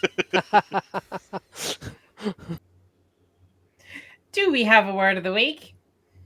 We do have a word for the week, and it's changed. So I'm just going to quickly read over it again. Okay. Yeah. Yes, we have a word for the week. Do you want it? Nah. Yes, please. It's filipendulous. Filipendulous. Yeah, that's how you say it. I like Dewey. What does that mean? It means hanging by a thread. Oh, by a thread. Can you use it in a sentence, please? Gusto's probation is filipendulous, and the incident outside Wonders didn't help. And the reason it changed is because I had stuck in a sentence originally that was a reference for Rocky Horror, and I wasn't sure if anybody would get it. Otherwise, it's going to be really crap. As Commander Little Grey landed on an unknown world, there was dark storm clouds, Describe heavy your black, balls. and filipendulous. Right. So Philly meaning thread in Latin, pendulous meaning hanging. Yes. Philly pendulous. Or suspended, dangling, pendulous. Yeah, dangly bits. So what we're saying is that Gusto had dangly bits, and when he got them outside Wonders, he ended up in trouble with the law. Yeah, I understand that. Okay, fine. Yeah, it makes sense now. It's not pronounced Gusto, filipendulous. Okay. Filipendulous. Yeah, filipendulous. Philly. Philly. Hold on. Think filament. There you go. Yes. Filipendulous. Yeah. What do you want to fill it with? Hey. Gusto's filipendulous my was the pendulous reason now, that his probation is filipendulous. Yes. His probation was hanging by a thread. And Amelia, is it going across the screen now? It is, yes. Cool. Because we've actually got a ticker this week. Yeah, I know, right? We didn't last week. I don't know where it went. Our script is hanging by a thread. Okay, now, Commodore Valkyrios, it's time to hand over to you, I think, isn't it? It could be. Yeah, okay. So we haven't got a theme tune for this, have we? No, we don't. But I do have an intro, and I have put a link into Studio 5. And Litho Breaker, are you ready with the magic buttons? I think I might be, probably. Okay. We've got to give everybody time to settle. That's in the chat as well. So take it away, please, Valkyrios. Welcome to the... Oh, can someone put the link in the chat, actually? Speaking of the chat. Do it. There we go. Welcome to the Thargoid Trivia Quiz, where 3 rounds of fun interactive Thargoid facts can be accessed at quiz.iniv.space in another browser window, or from a mobile device. This time, Is that each round... quiz.iniv.space? That is indeed quiz.iniv.space. Like it says on the screen and in the chat. I really need one of those. It was great at ECM with the absolutely massive QR code. I should put one of those on the actual thing. That was a good idea. This time, if you got an image of it, you can put it up on the screen so that people can join before you. Yeah, that's what we did at ECM. Yes. Yeah. I can push images to the presenter view, so it'll be exactly like that. No, I But mean during the show. You could do it yeah, now. that's true. In any case, this time each round has 4 questions because Thargoids always give you 33% extra. We still have the 3-point system though, where technical correctness scores 1, good near misses score 2, and correct answers score 3. Good to know, when most of these answers are going to be pure guesses anyway, you can still score a point or 2 if you notice a few filipendulous ways to cheese some of the questions. So head over to quiz.iniv.space now, or really any time during the event, where we'll ready up the entirely multiple choice round 1. Litho, we could play the old Valkyrius theme tune just because. We'll find high in the black face the Thargoid threat. Vulcarius leads away. Yeah, but it's way too long. It is a good song, though. Oh, it's so good. Right. Maybe a few more seconds while people are still filing in. See, you could have played the whole bit and we could have all sung it again. No, that would be the wrong one. Oh. The outro. Well, you don't get them in the wrong order. I'll tell you what. The man with 3 theme tunes.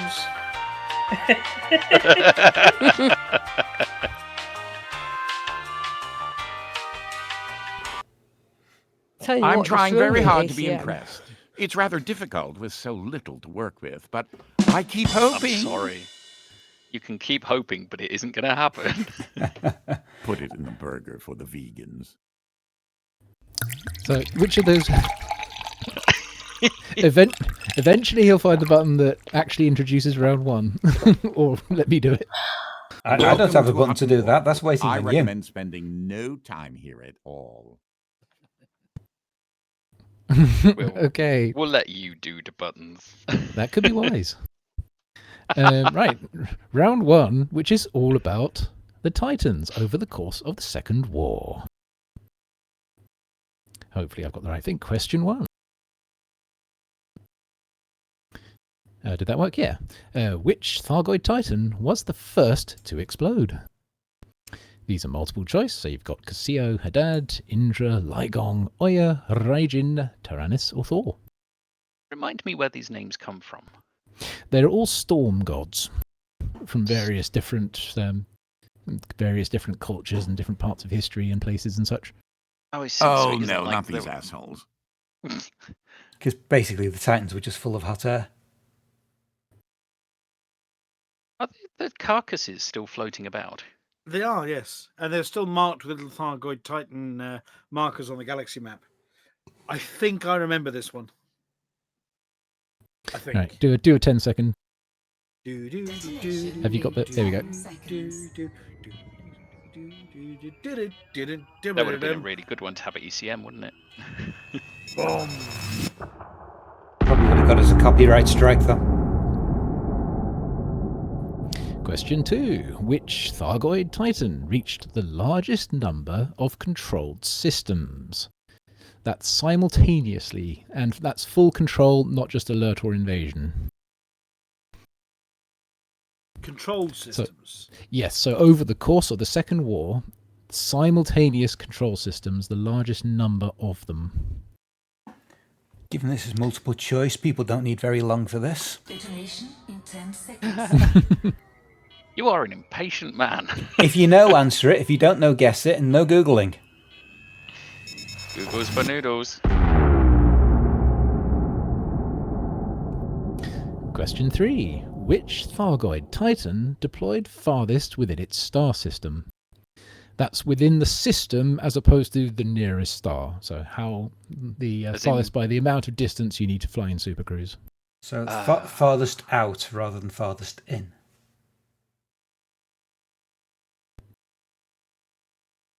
One of them sounds right. We'll go for that one then. Insofar as... Push the button. 10 seconds.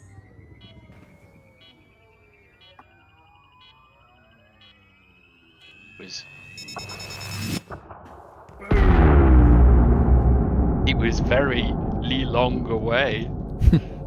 And question 4. Which Thargoid Titan deployed closest to Sol? Which now is on the galaxy map, of course. Oh, I've messed this up. Unless the answer's the same, I got it wrong. Oopsie. Might be, though. You never know. It could be trick questions. I know nothing. Well, I know I got one of them right. How am I meant to get clever answers if they're multiple choice? And none of the multiple choices was 80085. Round one, just grading guessing. answers. Here we go. I don't know any of these. I mean, you've got well, one you got in 1 in 8. One in Thargoid Yeah. chance. 1 in Thargoid. Oh, yeah. Thargoids are all about the number 8. That's true. The 2 in Thargoid So chance. Hey, so I've got one. Yeah, the think I first to got- explode. The first to arrive and the first to explode was Tyrannus, which it exploded in week 66. Holy I got that right. This one took a while, if I recall. It took a while to get to that point. We kind of cleared it out a little bit prematurely, which made it harder to clear it again. So yeah. Oh yes, because it came back. That was it. Holy hell, I got 2 right. The Titan that reached the largest number of control systems was Casio. This occurred at 204 control systems in week 28. Which, if you think about it, it was also the last to explode. It was the one that everyone left to last, so naturally it would also have had the highest number of control systems at You some mean point. it isn't actually Cocky Joe? Cocky Joe. I was going to say, yeah. Cocky No, Joe. it is actually Cocky not Joe. Cocky Joe. No. Yes, it's Cocky Joe. It's Cocky Joe as far as I'm concerned. I'm sorry, but that's how I pronounce it. He was cocky. And he's called Joe. It's Cocky Joe. It's not very cocky anymore. The Titan which deployed farthest was Titan Haddad, which was at just over 39,000 light seconds, which did indeed involve at least a dozen interdictions trying to reach it. So it wasn't a very long way away. No. No, saying the joke twice was never going to work, was it? No. Now, for this one... Oh, I didn't show it. There we go. Everyone gets a technical correctness point for this. It was so Casio didn't initially deploy. I should put the word initially. I know. I gave everyone a technical correctness point for this one. What? Because they were correct. That's where it ended up. It deployed much further away. So originally Oya was the closest at 136 light years. Yeah, I've got to say, it's not often that the quiz earns you a seamless, but that definitely gets one. This is what the technical correctness points are for. And technically correct is the best form of correct. Indeed. Round 2. Round 2, which is the ominous spire sites, which appeared all over the place. Question 1. How many Thargoid spire sites were constructed across the bubble? During the war, of course. Do you know, I never actually visited one and I kind of regret it. And you can see them there. And you can still go to them. You still get harassed in them. No, you don't. Quick question. Unless you steal their what are they called? The sabotage items, the spire minerals. You don't want to do that. Don't touch those. Quick question. When you select a multi-choice answer, do you actually have to press the post button? Yes. Yes, you do. All right, then I haven't answered any questions yet. Oh, no. seamless.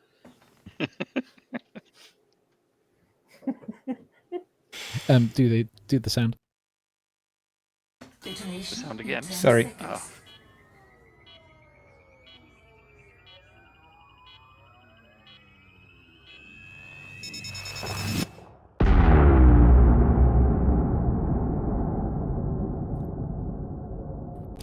In kilometers, at what maximum distance is a spire site visible from orbit?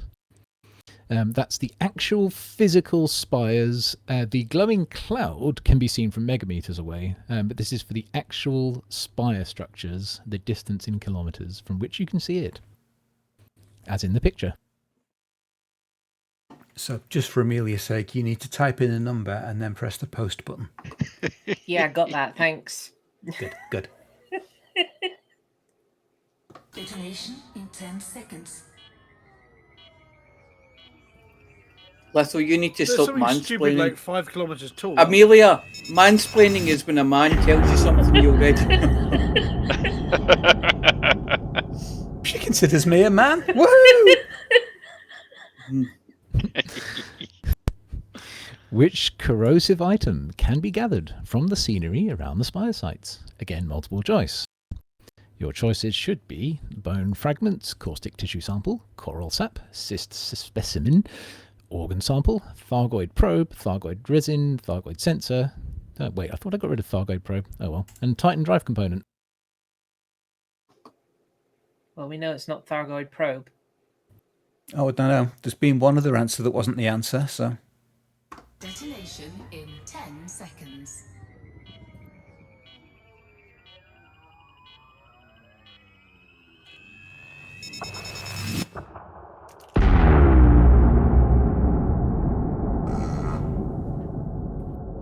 And what maximum progress percentage is gained in other systems by attacking a spire site? That's the war progress in other non-spire systems around the periphery, not the progress on the spire itself. The maximum amount you can get from the spire.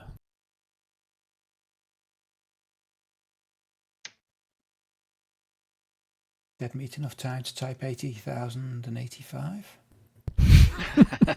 Don't understand the question. So when the system reaches 100%, that's when we capture it. Like we've defeated the Thargoids. I'll give you a clue. It's not 100%. It's a lower amount. It's how much you can get on other systems from attacking a spire site. You get total percentage. Yes, it gives you progress in other systems around it. Detonation in 10 seconds.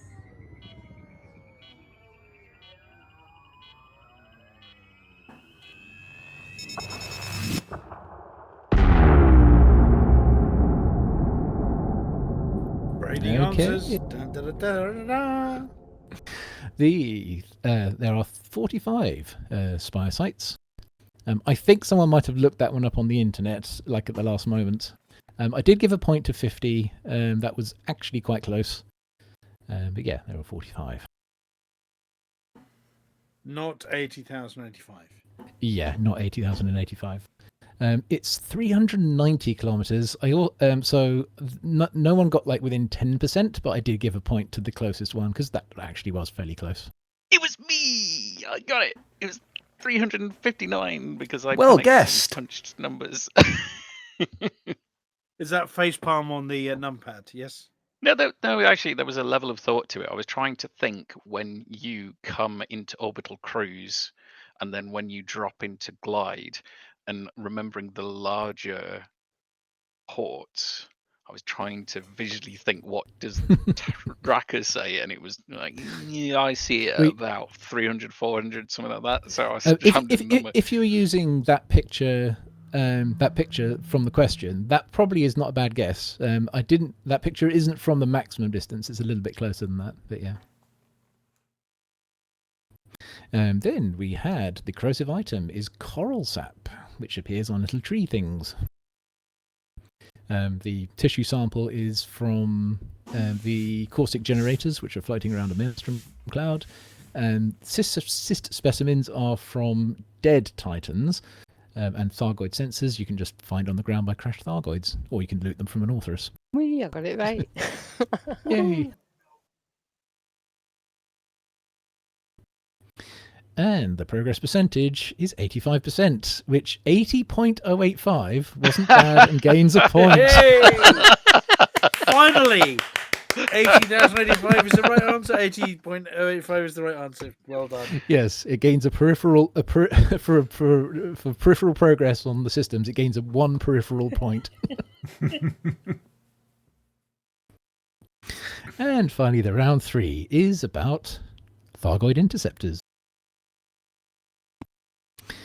How many Thargons are in swarms produced by a Thargoid Cyclops? Hint, it's not the number on the picture, that's a Medusa. Is it always the same? Yes. For each type of Thargoid, yes, it's always the same number in the swarm. I mean, it's going to be one on a particular scale of numbers, you know. It's going to be a... Yeah, but I can't remember which size is which now. It's been too long. Cyclops is the Diddy one, isn't it? It's going to be a number. Correct. Do you think Cyclops it's going to is be the smallest one? It's going to be a number made out of one or more digits as well. Do you think it's going to be a multiple of 8? Yes. Coincidentally, yes. Detonation in 10 seconds. And I think it's the smallest one. Thank you for dooming us all, David. I thought it was as well. In meters per second, what is the top speed of a Thargoid basilisk?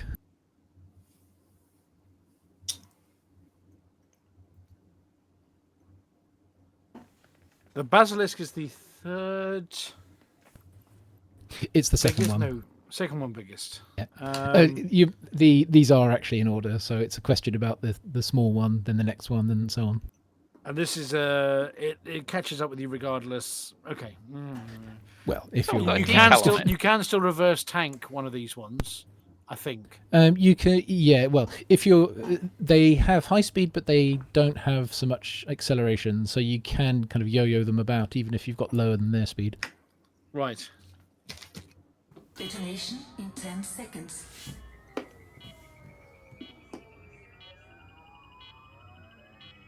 Yeah, Hutton logo on one of those, I reckon.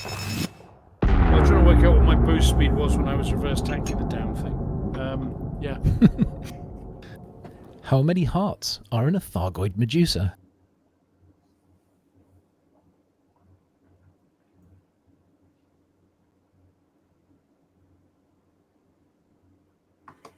You know, I don't ever do anything against the Thargoids. I don't have a warship. Yes, but they give you lots of hearts, so you just need to count how many hearts, you know? I've never had a Thargoid heart. If you scan one with a Xenoscanner, it'll tell you how many hearts there are. Yes, but you have or to have a if you Xenoscanner equip for a Xenoscanner and don't scan it, but just look at the holo display, that also tells you how many hearts there are. I've never been that close. I was trying to work out the asymmetry, though, of how it just, what the other two legs for. I mean, oops. Do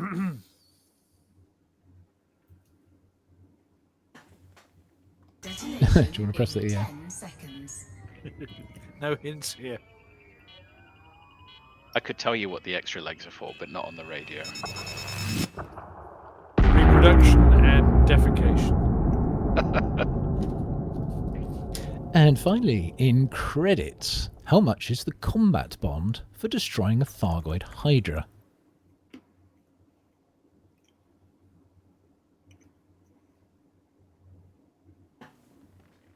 Detonation in 10 seconds. It was a bit soon, wasn't it? Yep. Yeah.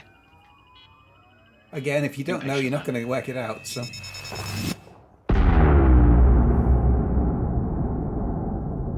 I'm literally giving... The answers are coming in still, so I want to give that a few more seconds, honestly. Boo! Boo! Detonation. There you go, you can have another one. There we go. That's more like it. Second dibs. Probably Commander Aiden finding different ways of writing certain numbers. First one was just a warm-up. Okay. No, 808,135 is not the right answer.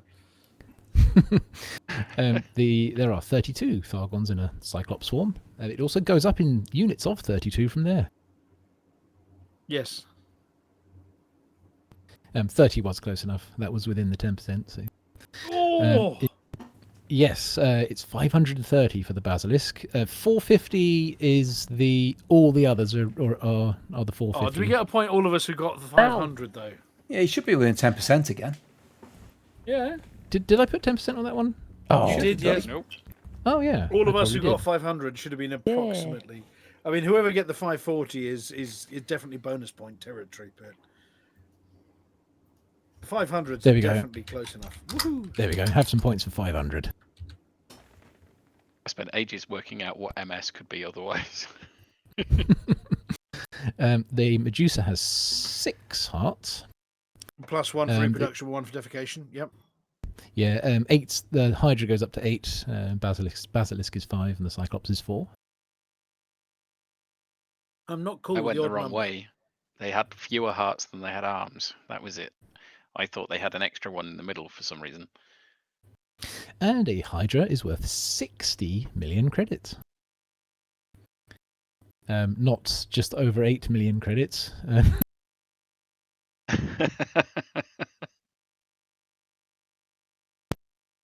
And that was the last question, so I'll see if I can find where I hid the scoreboard. Which ones were 12 million? I'm sure one of them was. 12 million? No, I don't think any of them are that. So the Cyclops was 8 million. It went down to 6.5, then back up to 8. I think a Basilisk has always been 20 million. Okay. But then you've got things like the Glaive, which is worth 4 million. So I don't think anything's been worth 12. I didn't get any glaives. I don't think. They were not brutal, intentionally. though. I've never killed a Thargoid Interceptor. So. We have Noddy Spice again, 24 points. We have 21 with 21 points. Fix. The ultimate score. Weren't there only 12 questions? Remember, you get 3 points for a correct answer. Yeah. I think Amelia probably got 6 if buttons were actually pressed. Well, anything that required you to type in a number, I put 69. I meant for the multiple choice ones at the start. Oh, right, yeah, I forgot to press post. I think I got all those right, and it was completely random. I was just guessing. Well, you can give yourself 3 points for each one of those ones in the first round that you actually got right. I don't know how many that was. So you got 12, which means options none. No, my alias is Ooby Doop Scooby Dooby Banooby. Yeah, so if you got 4 questions right with 3 points each, you're up there in third place with options none. Ooh. You know, technically, I didn't know the answers. I was just guessing. Technically correct is the best kind of correct. That tends to be what most commanders do. I know I did. Same here. I was joint 56th, I think it was. Congratulations, by the way, to Commander Noddy Spice, who took names, kicked ass, that kind of thing. And knows what part of a Thargoid's what part of a Thargoid. Right. Okay. Well, this would be where we play the outro from the Thargoid Trivia quiz. Do you have any words to say before we move on? For the mug. For the mug. For the mug. We're flying high in the black face, the Thargoid threat, carrying us leads away, no fear, no rain. There we go. We're done. Yay. And now it's time for Commander Flossy and the Community Goal News.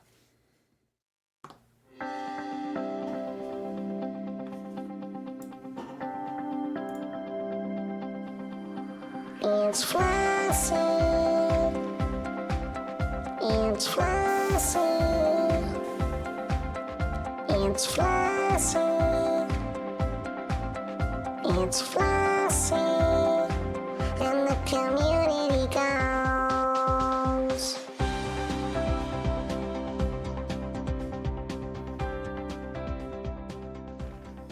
Hello, Flossy here with this week's CG News. Almost as if 40,000 busy CG commanders cried out, and then there was suddenly silence.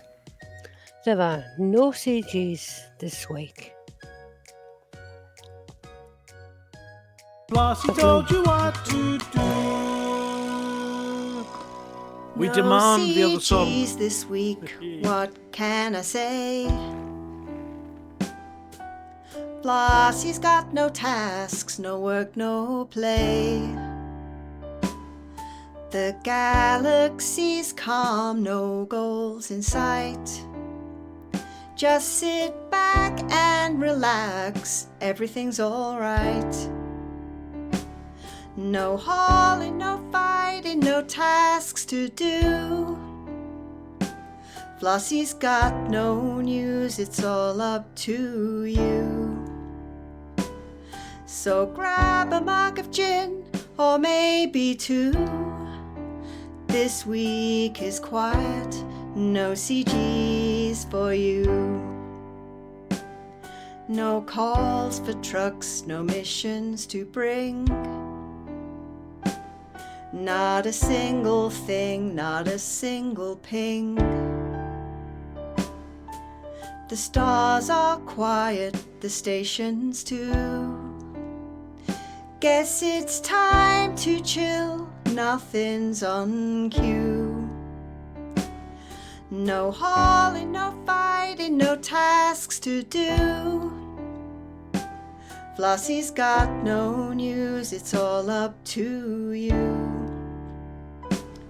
So grab a mug of gin, or maybe two. This week is quiet, no CGs for you.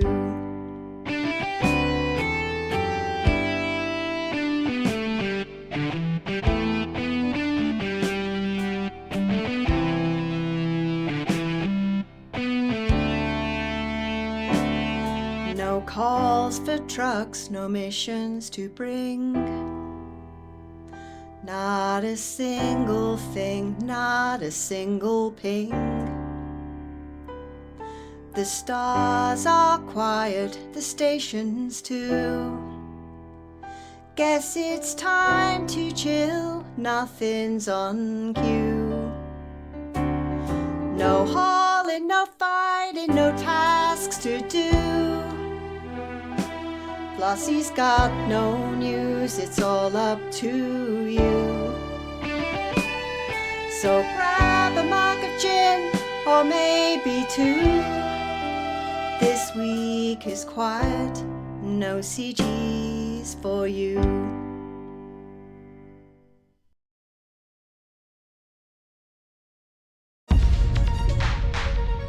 Galnet News Update, 28th of August 3311.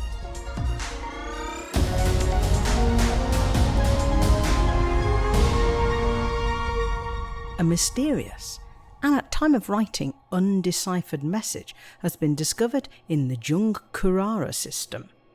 The communications beacon was discovered after an anonymous tip-off was posted to social media this morning. A community effort among the scientific community to identify the pattern of stars followed, leading to the discovery of the communications beacon. However, the message it holds is corrupted, with much of the text missing and some of it undeciphered. The words that can be read are intriguing. Leaving, can't, attempt, Alex, track, important, science, trail, and location. Efforts to decode the message and find the location it presumably points to are being hosted by Canon, with everyone welcome to participate. It's likely that other teams of scientists are working on the problem in parallel. With no indication of what this message might mean, speculation is rife. It might be a pointer to new alien activity, or the tales of Alex Rider, to the whereabouts of salvation, to some entirely new discovery, or even to Raxler itself. Or it might be a clever viral ad campaign for the soon-to-be-released Lakon Type 11 Prospector. Get involved now if you want to be among the first to know.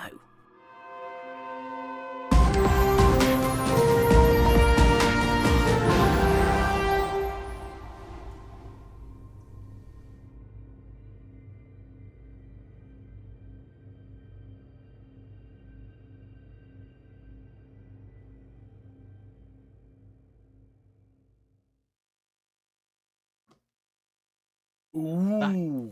Wow. Mysteries. We I like like mysteries. a puzzle. Yeah. Didn't take them long to Fine. find, did it? What, to find it existed or to find the answer? What? No, to find the probe. Oh, look, there's a photograph of it with some stars in the background. I know where that is, boing. This community just amazes me sometimes. Yes. Is it scissor shifts? Is it Rot 13? No, it's just a load of dots with some words in there. No, I mean the code at the bottom. Oh, right.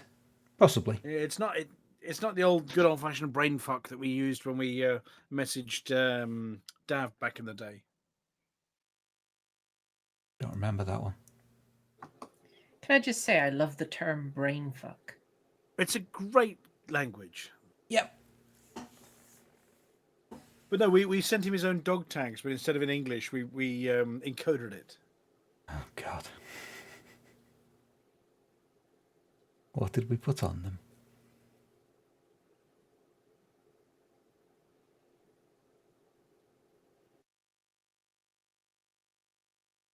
I have no idea. I'm staring at this picture. I screenshotted it and I'm staring at it.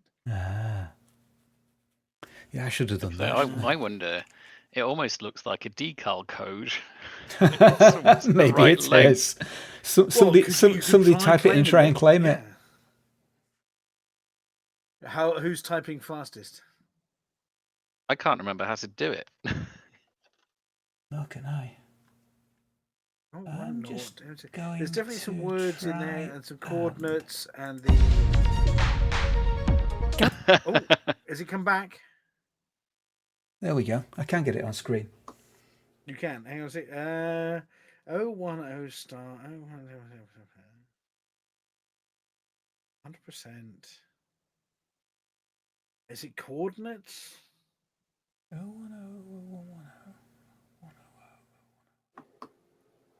Oh, are we seriously trying to figure this out live? Live on air? Yeah. Yeah, it's perfect dead air radio. Especially for the podcast. Think how good this is going to be on the podcast. I know. I'm just. Well, what's the deal with the communication beacon and The the number then of dots. gibberish? If I was to guess what's going on, so the kind of binary characters that you see there, they're not binary because the third says 960032. Hang on. So the first token, if you like, the 010, yeah. I think that star is supposed to represent either 0 or 1, so it'll be one of two characters, if you see what I mean. Mm-hmm.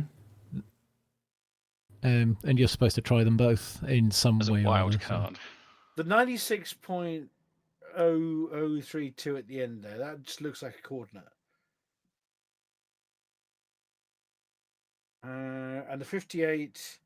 So let's go with latitude longitude on the 50058 and the 96 something.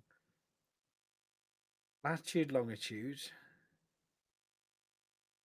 So, and that's towards the end. So that we then This is a lot of effort just to unlock a picture of cock and balls. Yes, but it's a beautifully handcrafted drawing of a cock and balls. Oh, well, I see all of that's different. And it's Alex Ryder's cock and balls, and they're pointing directly at Rexlar. Oh, hang on a minute. We're talking about all these sciencey things. Do we need a special guest? We might need. Can we call in Cannon next week? Yes. I'm going with latitude longitude on the last two bits. Yeah. Penultimate two bits. Which is then there's a planet name in the texty bits. So if that byte at the start has a missing 0, then it's an F, a capital F. Mm-hmm. If it's got a missing 1, it's a capital V. If that helps. Not a lot. Especially because the second byte is above 128, so it's not actually an ASCII character.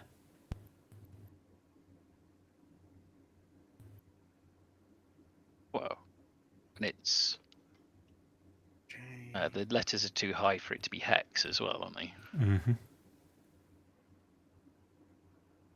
What was the system name it was found in?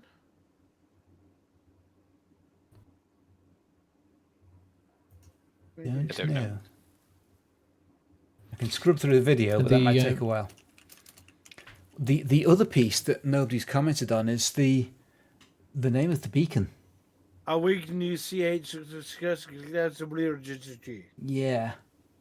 Which may well be part of the code or the clue or the something. I did try and mention that earlier, and I was like, is that a normal name? Is that a randomized name? Is it it's an odd length pair of words, isn't it?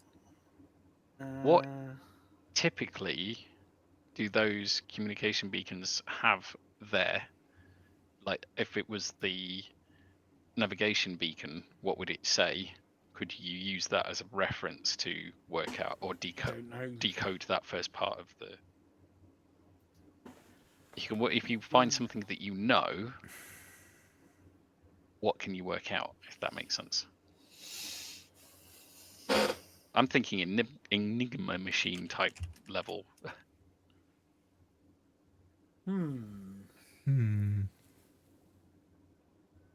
But I'm going to say it's 10:30, and Yes. it's not great listening. No. So, shall we carry on? Yeah. Ponder it some. There are cleverer people than us that are going to definitely get this before the message expiring in 30 days. Okay, well, I am going to have to go now, but I will hopefully you'll have it all solved by morning. Communication beacon has the same number of letters as the code below it. Okay, I'm going to go. Good night. For the mug. No. The mug. The mug. Right. For the Other mug. than that, I suppose it's coming towards the end of the show, so we ought to be saying good night, everybody. And are you going to go raid somebody this evening? I think we probably should. Any suggestions? So I'm just beginning to look it up. What have we got? Who needs a raid? Any suggestions from the floor? Gratefully accepted. Nobody with high numbers because they don't need our help. I am just looking, but I appear to have some weird, I was going to say indexing problems. Certain websites aren't loading for me, but How things about that are already connected are Track fine. 108, who's got one viewer? That sounds tempting. Brazil, Russia, Chile, USA. Or who else? We've got Canon Engineer Me of M3TH1NX. Let's have a look. Back out the Black Manoa and Neo Gaming has got one. Punch Nut 1. Let's not go there. That sounds painful. There's a just for Atlas drops. Rand. How about chill? Are we in a chill mood? This How time about of night, probably. puttering about in a big galaxy for Alphane_exile? I think we can probably do that. Alpha NE_exile, yeah. Puttering about in a big galaxy. Good word. Puttering. I say for that. Yeah. For that, he gets our followers. Yes. Well, thank you very much, everybody, for tuning in. It's been a blast. Thank you to Commander Taren 4295 for giving us the lowdown on the shenanigans. Thank you for Flossy for volunteering to do the CCCG stuff in future weeks. Thank you, Valkyrius, for using those long words with changed vowels in them. Yes. Thank you to the Apology Officer for scarpering early. To Litho for pushing all the buttons this evening. To Mike Rochburns for managing not to mangle my complicated words too badly. And I feel slightly guilty for that. Hilarious. Yes. You shouldn't. To Amelia, we haven't heard Mooncake this evening, Amelia. No, she's sleeping on my lap. Oh, she's sleeping. Okay. Night, Mooncake. Meow. Okay. We'll give a whisper for the mug. For the mug. Mug. Mug.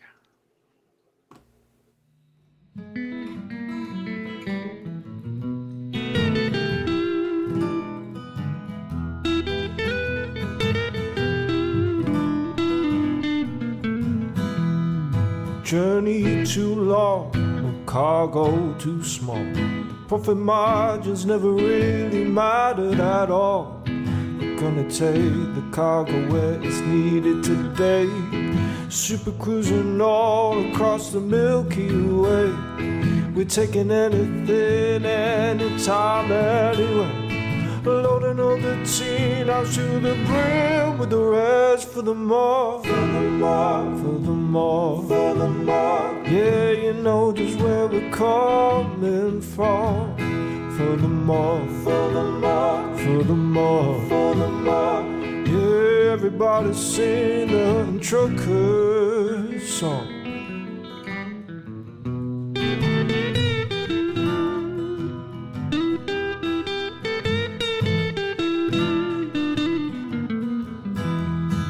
Flossy always seems to crash into the sun. Skibble lies the pilot on the Xbox One. Halving out the frame, you know he leads us well. Trucking across the galaxy, now everybody out for the more, for the more, for the more, for the more.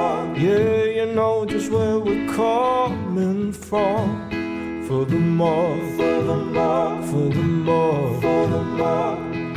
Everybody sing the Hutton Truckers song. For the more, for the more, for the more.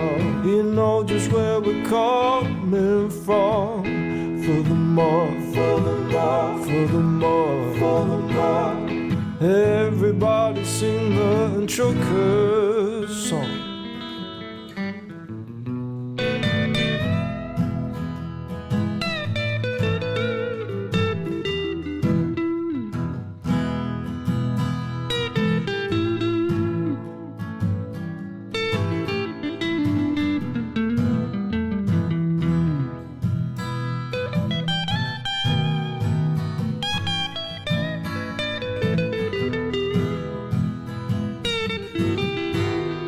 So give me a large pipe that I can land on, and I'll give you cargo and sing you my song.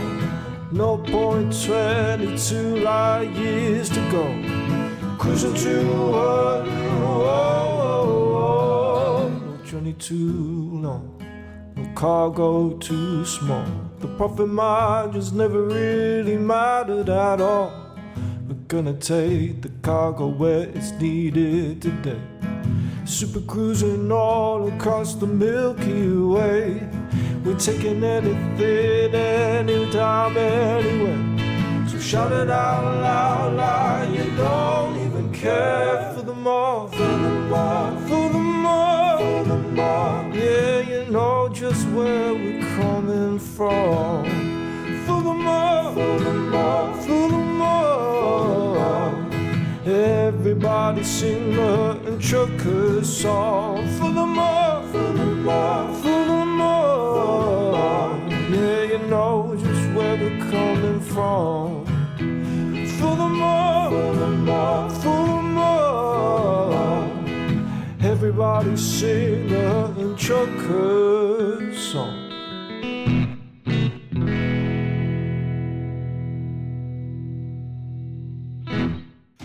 Well, ladies and gentlemen, we're very sorry, but that's the end of the show. Everyone's buggered off now, so why don't you bugger off too?